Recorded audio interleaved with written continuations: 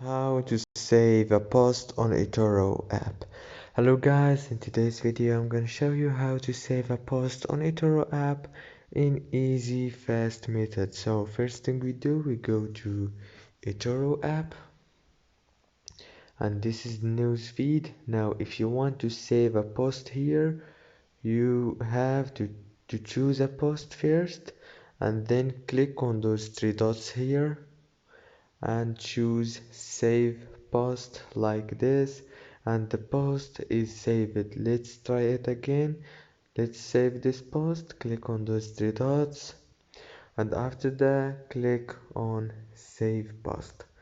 And that's it for today's video guys. If this video was helpful for you, please don't forget to like and subscribe, and thank you so much for watching till the end.